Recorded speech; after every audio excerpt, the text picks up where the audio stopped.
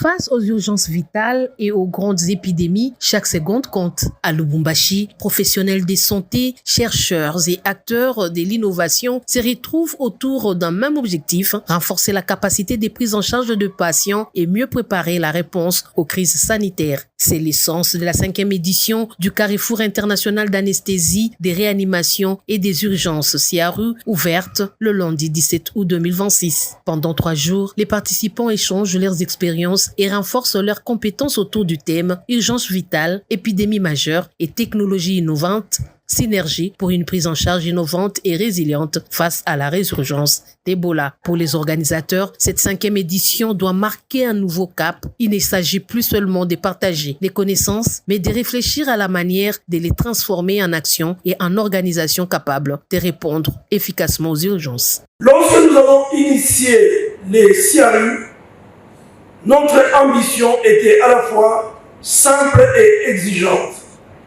c'est-à-dire créer un espace de rencontre, de partage, de connaissances et de confrontation des expériences au service d'un objectif supérieur, celui de sauver davantage des vies.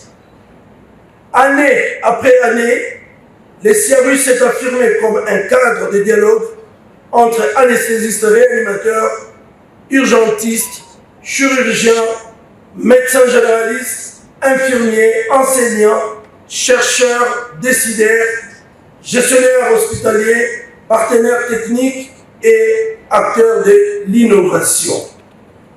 Cependant, cette 5e édition doit nous permettre de franchir une nouvelle étape. Certes, nous ne sommes plus seulement réunis pour partager ce que nous savons, mais nous sommes réunis pour nous demander comment transformer ces savoirs en organisation.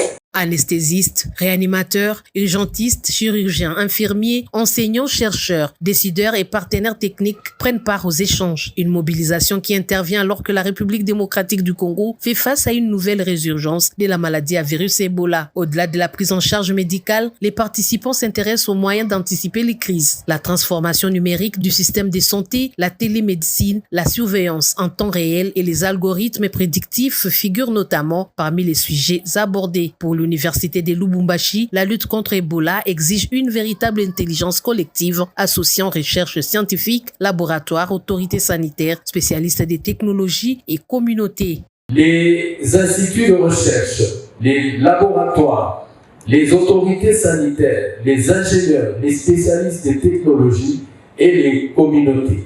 La lutte contre Ebola requiert une intelligence donc collective. Elle appelle une médecine de haut niveau, mais aussi une gouvernance fondée sur les preuves, une communication responsable et une mobilisation communautaire durable. Je voudrais saluer certains de nos chercheurs qui sont sur des bonnes pistes. Et entendu aussi le professeur Mouyende Tanfou de l'INRD.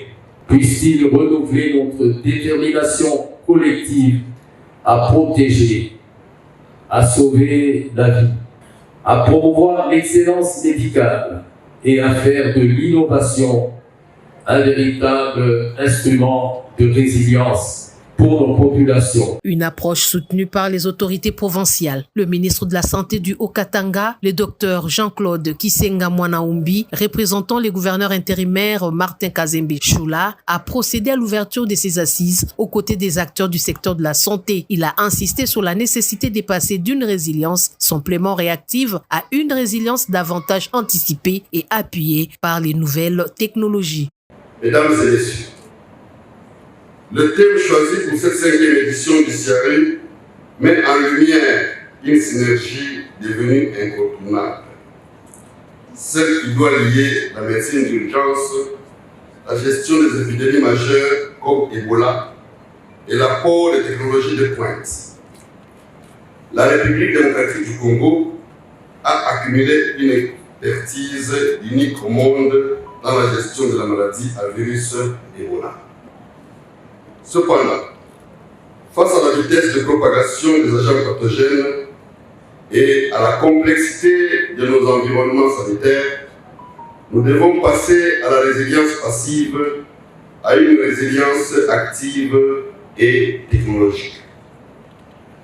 L'introduction des outils numériques, de la surveillance génomique en temps réel, de l'intelligence artificielle et de la télémédecine n'est pas une perspective lointaine ou un luxe réservé aux nations occidentales. Le Haut-Katanga ne figure pas parmi les provinces touchées par l'épidémie actuelle, mais cette situation n'exclut pas la préparation. Les travaux se poursuivent jusqu'au 19 août prochain.